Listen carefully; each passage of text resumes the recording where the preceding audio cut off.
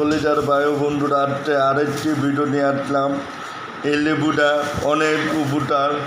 আজকে 6 মাস ধরে গ্যাসের ওষুধ খাই না, যাদের এসিড কম তারা প্রত্যেক দিন একটা করে লেবুর শরবত খাবেন। অতিরিক্ত গরম পড়ে যাচ্ছে, বিষয় থাকবে গরম নিয়ে, অতিরিক্ত গরম।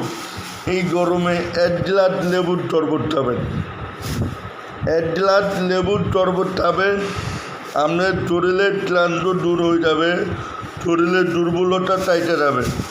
প্লাস রাইতে কোনোদিন ছোটা খাবেন না, চাপ দেবে, গ্যাসের চাপ দেবে, এই জন্য ছোটা খাবেন না।